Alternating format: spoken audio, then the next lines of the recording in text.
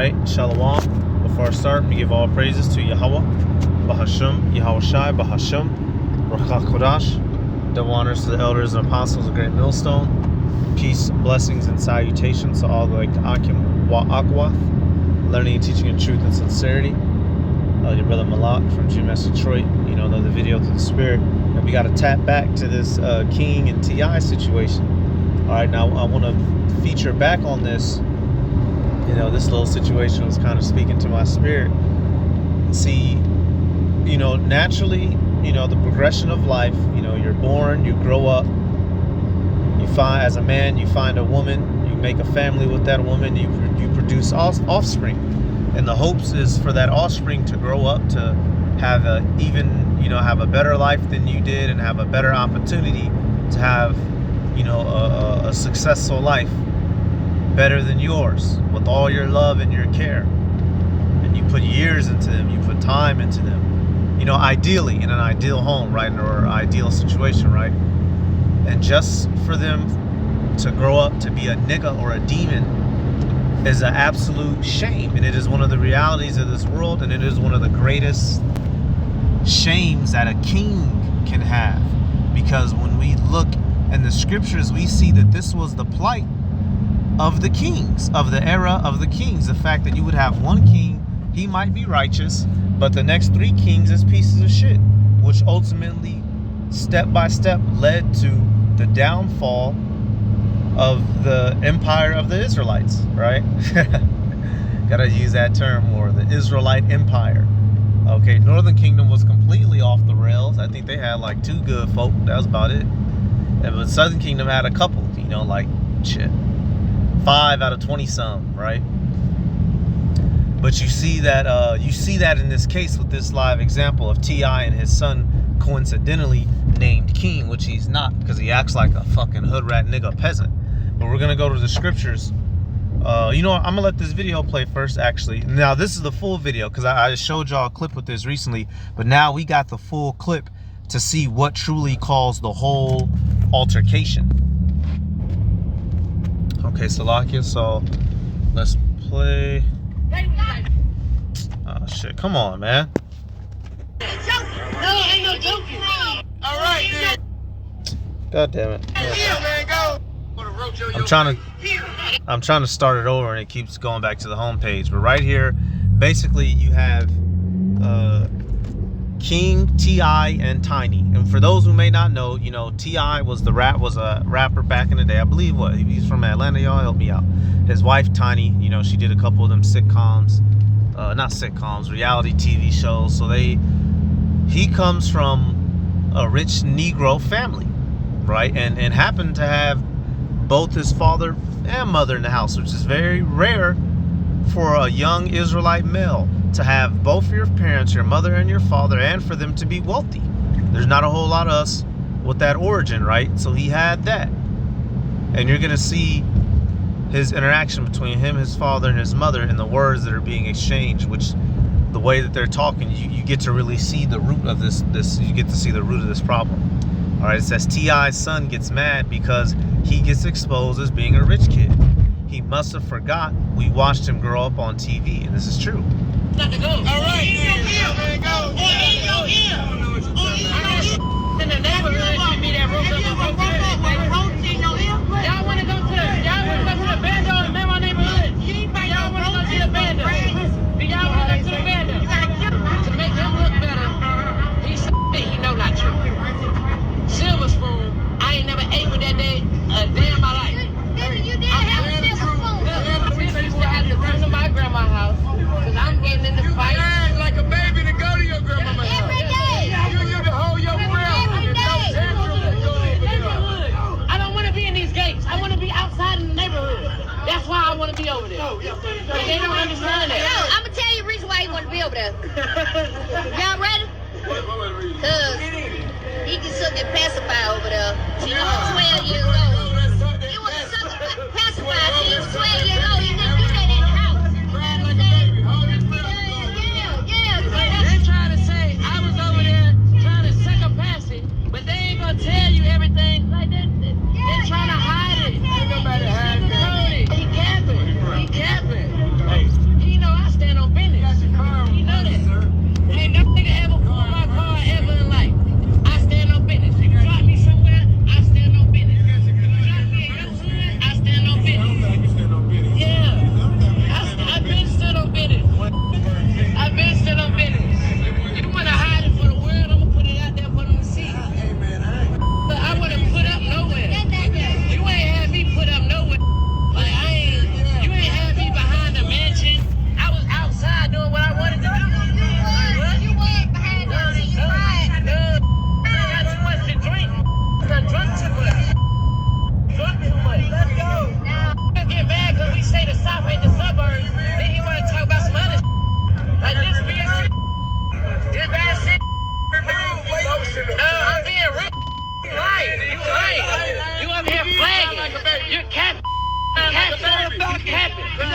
You upset. You're mad. You capping. You capping. I know you. I know you. I know you. Ain't no mystery, baby. I know you though. I know you though. I know you. What's wrong with y'all? Why y'all doing that to me? Y'all know me. You know I stand on business. Why you even let somebody play with me like that? Why you let somebody play with me like that? Why you let him play with me like that? Why you let him play with me like that? No, ain't no joking. Ain't no joking. What do you mean? You are embarrassing yourself. You are embarrassing yourself. You are embarrassing yourself. What is you talking about?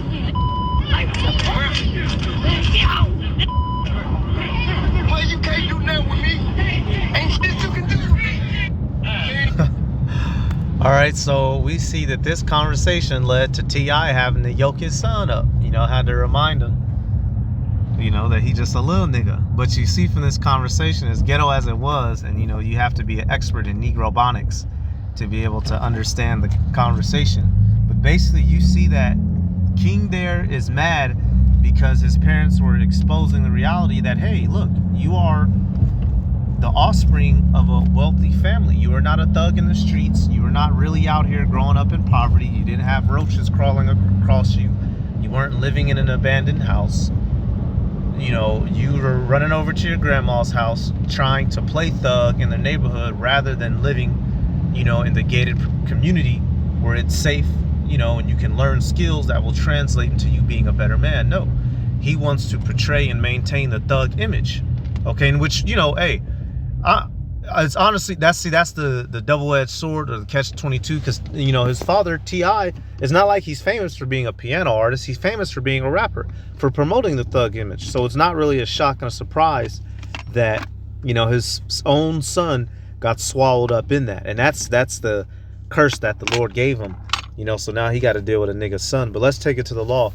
So you see here that, you know, he comes from a wealthy neighborhood and family, but he wants to put on a nigga image, and it doesn't matter of all the sacrificing that him and that T.I., you know, and his wife Tiny did, you know, all the evil shit, you know, sacrifices and, you know, Hollywood bullshit that they did to get to that position.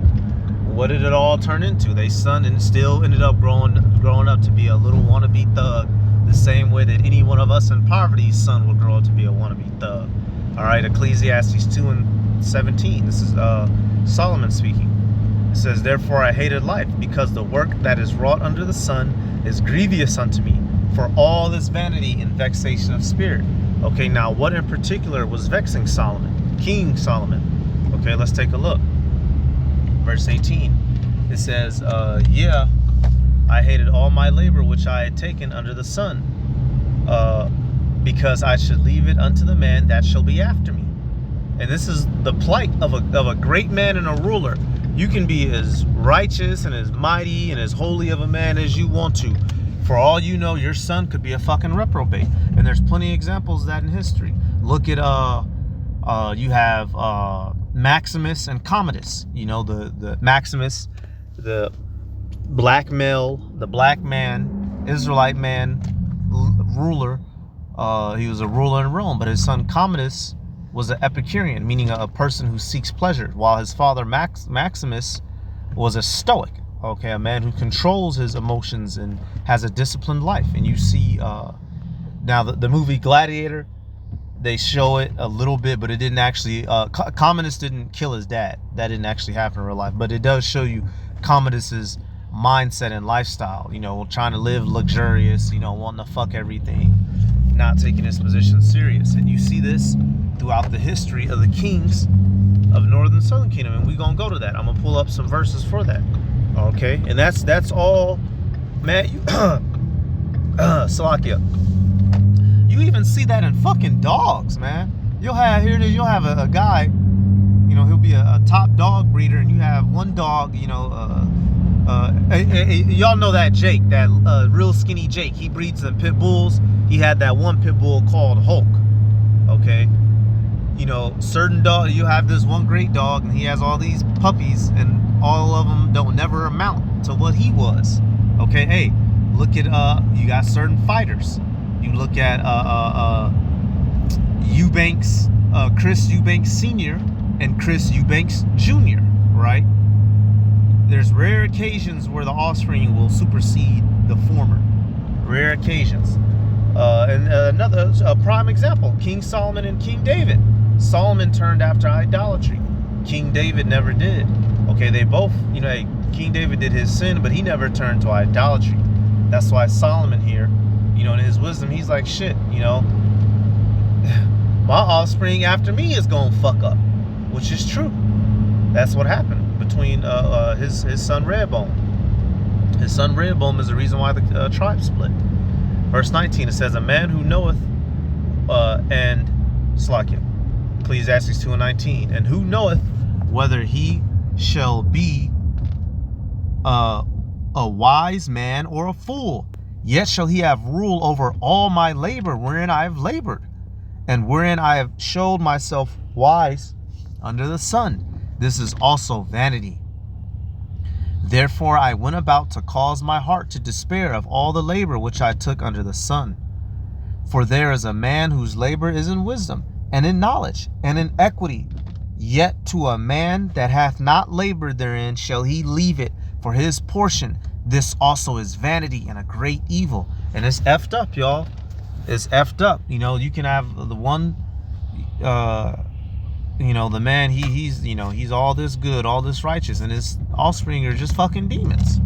Or you could have, hey, you could, you know, vice versa. You could have a sister, a woman. She's a good, you know, holy, loving wife to her husband, a good example, and then her daughter's a little thought pocket, bro. A little fucking Tatiana throwing it in a circle, you know, ripping and running the streets. It's like what the, it's like, did you come from me, nigga? Where did you come from? And that's why I don't know if y'all caught it in that clip, but T.I. said, nigga, you the mystery baby. Basically saying, like, nigga, we don't know where you come from, because why are you acting like this? Because apparently, you know, some of the other children are more in line. If y'all remember, T.I. had caught some flack a couple years back when he took one of the daughters to make sure her virginity was still intact. Took her to the doctor. And these Negro monkeys had a problem with that, right? So I guess they want her to be a loose cannon already while she's still under her father's protection, you know, whatever. But you see, you know, so the other ones, they're a little bit under order. But King, he want to be a little demon. He want to roll around and try to be hard, getting into fights. And the nigga's every bit of 98 pounds. You could grab King by his little bitty ankle, hold him upside down, and shake him for all his little lunch money. All them couple thousands will fall out his money, fall out his pockets. All right. And so you see here, Solomon is mourning and lamenting the fact that I have all this wisdom. I've done all these things, and the motherfucker after me could be just that, a motherfucker. Ain't shit nigga, you know, a nothing no good. And it's like, damn, that's why y'all in these last days and times, we're not trying to set up our lineage and our legacy here. You know, we're not trying to have the kingdom here, because it could be in vain. You don't know who you bringing back. You could be bringing back seed just to be destroyed. All right, now, I'm not hoping that on nobody. Obviously, brothers and sisters, I'm not telling you to despise your children or to not show love to your children, to take care of them. I'm just telling you what the real is. You should understand this and keep this in your mind. That's why you don't, it tells you in the book of Sirach also, conquer not thy child, okay? Because if you show them too much love and are too kind, they'll grow up to be an undisciplined, unobedient demon, right? A demon. And nobody wants that. That's why it tells you this here in the book of Sirach. We're gonna have to go to one of the other ones, one of my favorites too, dealing with this subject in the Wisdom of Solomon. But this is Sirach 16:1. I used this recently. It says, desire not a multitude of unprofitable children, neither delight in ungodly sons. Though they multiply, rejoice not in them, except the fear of Yahweh Bahasham Yahweh Shai be with them. Trust not thou in their life, neither respect their multitude. For one that is just is better than 1,000 And better it is to die without children than to have them that are ungodly. And that's as plain as day, y'all. So honestly, y'all, until we get to the kingdom, you know, we go up in them chariots and we get to establish our way of life in the kingdom in the name of Yahweh B'Shem Yahushai. Hey, some of us that don't have children, you better off remaining that way. You're better off remaining single, without children, or just with your partner, you know, brothers with your woman, sisters with your husband. You better off just remaining without children, you know, waiting for salvation. You know, and you know, as we get older, over the years, you know, people are gonna make fun of you. They are gonna reproach, man, how come you don't got no kids yet? You know, I said it recently, but my grandma had asked me, she's like, boy, how come you don't, how come you ain't got no kids yet? Well, I'm not out here trying to impregnate I'm not trying to impregnate a woman who will ruin my life, my finances, and my mind. I'm not gonna potentially throw my shot away for election over a 5-foot thought that can't reach over the refrigerator. But she destroying your life, and she can't open a pickle jar, and she destroying your life, y'all. So goddamn it, brothers, you can jimmy up or you can pull out. Pick one. Pick one. It's not worth the risk. And Solomon understood this, and that's why he mourned. He mourned there. Let me take it back a little bit to that video. I want to get the beginning parts, because you see him here, y'all. He's trying to put on a show for the camera, and he's getting mad because his parents are exposing him. You know, his mama said, "Boy, you was sucking on that pacifier till you was 12," which probably was a lie. You know, Jake, you know, they clown him a little bit. But it's deservingly so. They're clowning him because he's trying to be a tough guy on the internet. But everybody of the household knows what the deal is, man. Yeah, man, you got took care of. Hey, you a rich kid. And you know what, this world, y'all, for whatever reason, this world has demonized, and not for whatever reason, it's by Esau Edom. This world has demonized being taken care of and coming from a good quality stock family and from a well-established home. Specifically for our people. Why? Because they want our people to be in a sense of squalor, get it out the mud, get it how you live, wood grain gripping, because all that promotes is kill a nigga, steal. What Eddie Guerrero say? I lie, I cheat, and I steal. That's what that promotes. When you have no home structure, no training, no boundaries, that's more than likely the type of lifestyle that you're going to live. And if you live that lifestyle, that gives Esau Edom the leeway to kill you and to imprison you. So that's what he wants. So that's why this young nigga wants to glorify that lifestyle and live it in the majority of our people. Because it is the system that Esau Edom, the so-called white man, has set up for you niggas. And you fall for it. Y'all want to go to the bando in my neighborhood? Y'all want to go see the bando? Do y'all want to go to the bando? To make him look better. And so, you know, you see, you know, there's, you know, Tanya, she's saying, do you want to wake up with roaches in your ear? And that's what it sounds like. See, what they need to do is cut that little nigga off. I bet you he'll get right. They need to do him like 50 Cent doing his little emotional ass son. Man, let me be. Let us have had been the son of somebody wealthy. We'll show you dumb niggas how to do it, man. You little, and man, that's the curses on us, y'all. Here it is. And now, granted, you know, like I said, these niggas who have that money in this world, they didn't get it by righteous means. Many of them, you know, these entertainers and athletes. So, you know, don't take what I'm saying the wrong way. I ain't trying to trade places with none of these niggas, but you get what I'm saying. The majority of us, y'all, brothers and sisters in the truth, man, some of us come from some hard effing backgrounds. All right, not all of us. Hey, some brothers had a good home, and that's a good thing, brothers and sisters. And the ones of you that come from a decent home, despite the fact, you know, hey, we're under the curses. So I ain't gonna say, you know, good in the sense of you never went through nothing. We all went through shit, no matter what type of household you went through. You know, some of us had military parents who kept some discipline in the house, but you still caught hell because you're an Israelite. But the original point I was about to make, for you brothers and sisters that may have came from a good home, don't let nobody shame you. Oh, you don't know what it's like, man. We Israelites, we all know, we all done had some struggle in our life, man. Whether it be financially or just the fact that since you are a Jake, you get treated like shit wherever you go. Okay, so whether or not you may not have lived in absolute poverty, you still got looked at funny. You still got called N-words and beaners and this and that. Okay, so that's another thing. Don't let nobody shame you because you didn't come up out the hood in poverty. Because the hood and poverty ain't fun. From somebody who grew up in sheer poverty, you niggas talk about ain't nothing good in the hood. Ain't nothing good in the hood or anything about it, man. Ain't nothing fucking fun about the shelter. Ain't nothing fun about splitting a box Stouffer's lasagna between about 8 fucking people as a child. Ain't nothing funny about that or cool or to be glorified. That shows you we are in a broken estate. All right, let me get these next scriptures because I'm talking a lot, man. Shit pissed me off. Let me get fucking niggas, man. Only a nigga glorify poverty. All right, now what I did, I typed in this phrase, walk David, because when you're reading the book of Kings and Chronicles, you see this phrase pop up. When one king was good, it would say that he walked in the ways of David his father, which, you know, David his forefather. And if he wasn't good, it would say he did not walk in the ways of David his father. So let's look at an example. I want to get let's deal with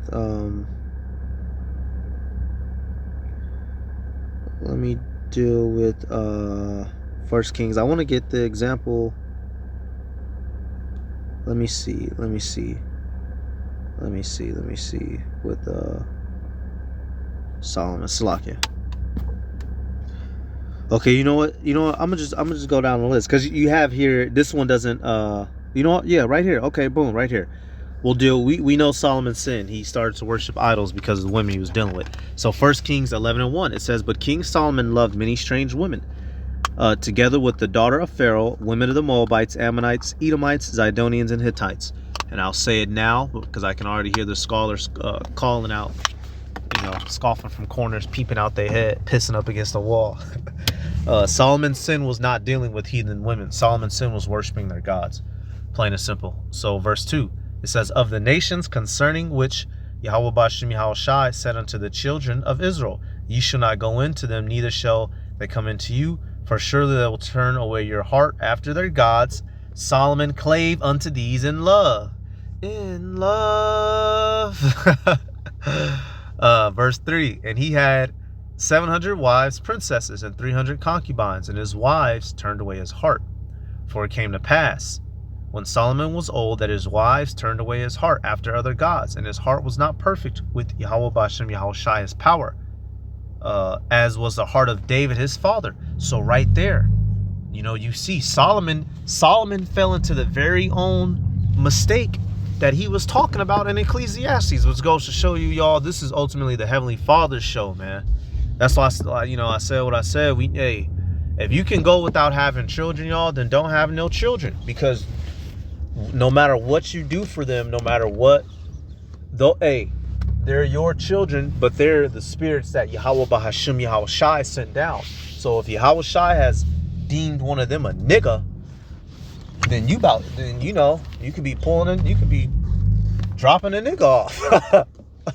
You could be opening the gate for a nigga. And that's something, not wishing on nobody. It's something it hurts to think about, but it's as real as it gets. That's as real as it gets. So if you don't want to run that risk, then try not to have no seed. Now that's not you're not wicked if you have children, and many of the elect's offspring will make it. So it's not, it's a play it by ear thing. You'll just see. For brothers that have super young children, man, don't worry about it. Your children ain't even going, they're not going to grow up to get old enough to become a fucking demon. But brothers who, our elders and brothers that are over us, heads of camps and stuff, they'll tell you some of their children that ain't right. Brothers be telling us stories, man, and that's a hard pill to swallow, man. Like, damn, man, you came for me, you little mother sucker. All right, let me get the next one. Walk way, Father. There we go. So a couple of these are just gonna pop up. I remember the phrases, but there's several spots.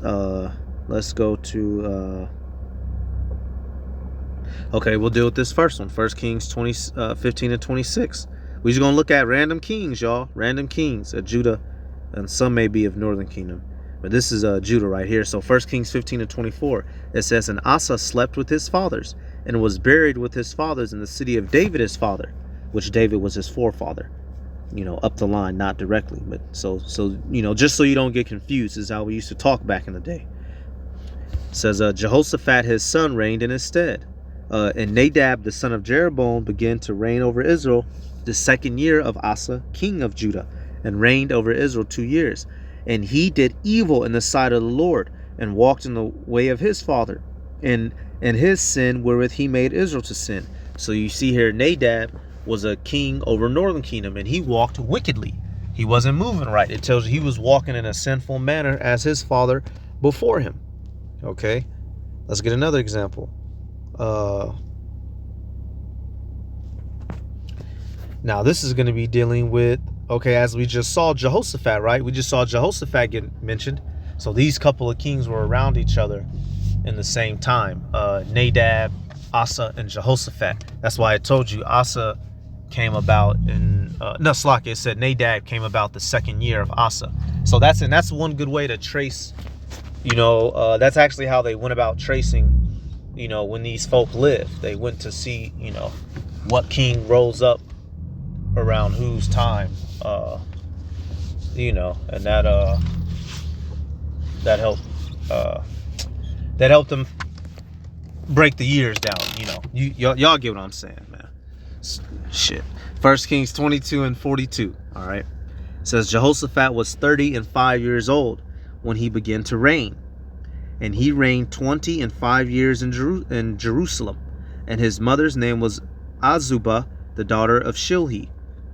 And he walked in all the ways of Asa his father. He turned not aside from it, doing that which is right in the eyes of Yahweh B'Shem Yahushai.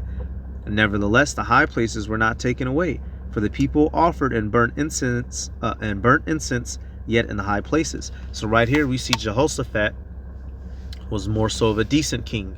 It says he walked in the good way of his father Asa. Okay, and so let me see. Let's see if we can get another. I want to get an example of a bad southern kingdom king. Okay, here we go. Yep, Manasseh. Let me see. Yep, okay.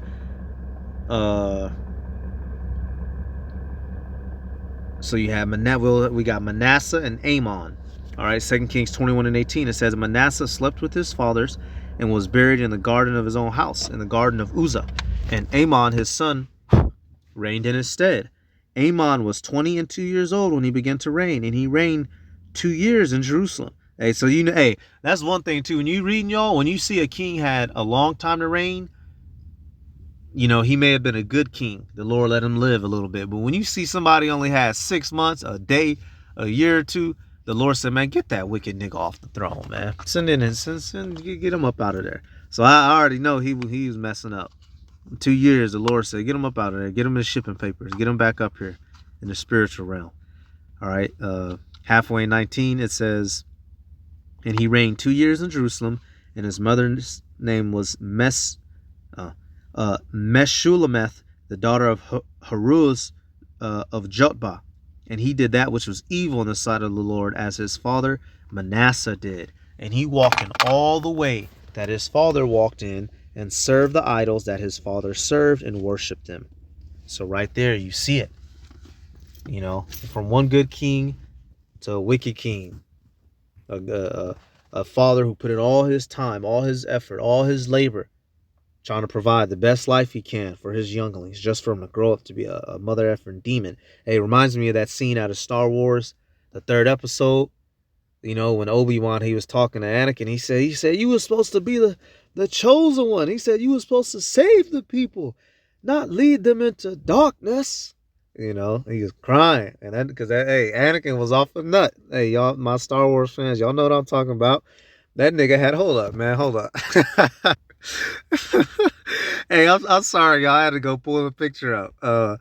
When Obi-Wan was talking to him, that's how he was looking back at him. He wasn't trying to hear none of that. Obi-Wan was pleading with him and crying with him. He wasn't trying to hear none of that. He had that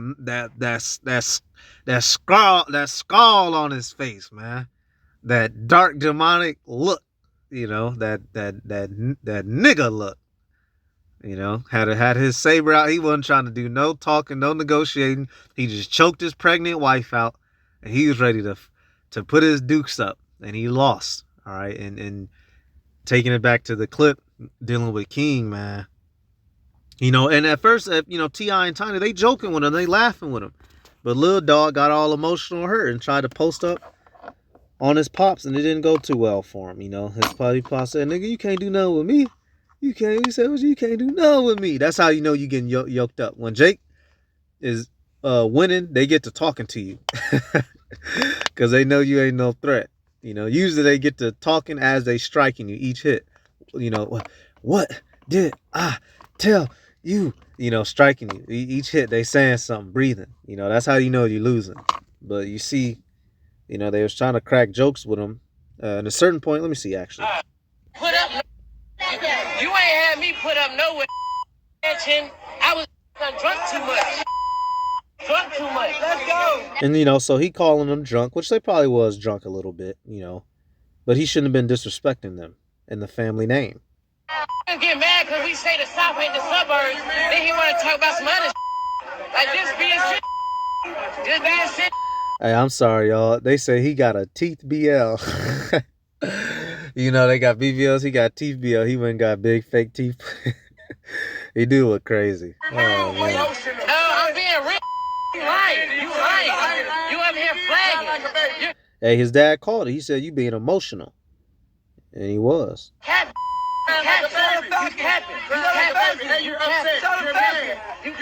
I'm sorry, y'all, man. That's no way to talk to you. Nigga, you capping, you flagging.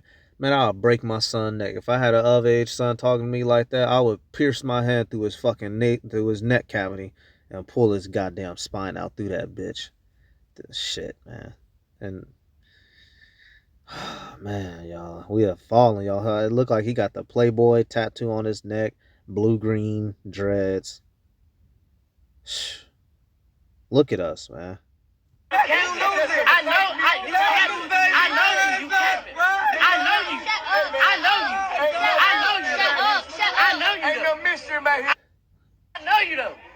So you see Tiny, she telling him, shut up. She trying to call, she knows it's getting serious. Now, we can't see, you know, their postures, but by now I could imagine, you know, T.I. probably stopped because he was probably facing away from him. Now he probably turned, stood still, facing him. Now they probably, you know, face to face, you know, talking. And, you know, Tiny C is getting real. And she trying to calm King down, but he not listening. I know you. What's wrong with y'all? Why y'all doing that? Yeah, she pushed him. That's her with the red hoodie on. She trying to keep him back. Y'all know me. You know I stand on business. He up in his mama face. Tripping, y'all. I stand on business. No, you don't. You don't stand on no business. You don't stand on. I know. I got some young lads at the middle school from the boxing club that'll get you together. King, you don't stand on no business, man. Come on, man. No, I stand on business. Why you even letting somebody play with me like that? Why you letting somebody play with me like that? Why you letting him play with me like that? Why you letting him? Hey, and you hear him. I believe that's T.I. laughing. He's egging it on. And which, hey, the scriptures tell you that, you know, fathers provoke not your children to wrath. So that's the balance of it. You know, hey, that's another thing, brothers and sisters. If you know you got a little demonic ass kid, don't purposely inflame them. You know how they is. Deal with them accordingly. Play with me like that. No, ain't no joking. Ain't no joking. What do you mean? You are embarrassing yourself. You're embarrassing yourself. You are embarrassing yourself. You are embarrassing yourself. What is you talking about? Like, what the fuck? Well, you can't do nothing with me. Ain't shit you can do with me. Hey, you know he getting them because you see King's dreads underneath underneath his chin, and the camera going. So he had him in that headlock. He said, "Boy, you can't do nothing with me." Easily, one hand with a camera in. So King don't got no fight in him. And you know, hey, I'm talking smack, y'all. I ain't gonna do nothing to nobody. Obviously, I'm talking smack. But you see, y'all, this is the plight. This is the plight of a man. Your offspring could grow up to be fucking worthless. So we're gonna end with this, and we're gonna call it a day. Wisdom of Solomon 3:11, it says, "For whoso despiseth wisdom and nurture, he is miserable, and their hope is vain. Their labor is unfruitful, and their works unprofitable. Their wives are foolish, and their children wicked. Their offspring is cursed. Wherefore, blessed is the barren that is undefiled, which hath not known the sinful bed. She shall have fruit in the visitation of souls. And blessed is the eunuch, which with his hands hath wrought no iniquity, nor imagined wicked things against Yahweh. For unto him shall be given the special gift of faith, and an inheritance in the temple of the Lord, more acceptable to his mind." So that right there, y'all, hey, you better off, as a man being a eunuch, meaning, you're just not dealing with women, or more so, you're just not having kids, because Yahweh Bashim Yahushua is going to reward us in the kingdom with everything we need all our life long, y'all. We're going to have all the family we can hope to have in the kingdom. And, you sisters, y'all too, don't be going around sleeping around and you get pregnant by a fucking nigga. Hey, look, you sisters, y'all shouldn't be entering relationships with no full-blown nigga. You know a nigga. You should. Let me stop. Y'all getting pregnant by a nigga. Come on now. So y'all, hey, we better off just maintain until we get here. It is what it is. So that's about it. We give all praises to Yahweh Bahasham, Yahweh Shai Bahasham Chakodash. Double honors to the elders and apostles of Great Millstone. Peace, blessings, and salutations to all elect Akim Wa Akwath, learning, teaching, in truth and sincerity. Shalom.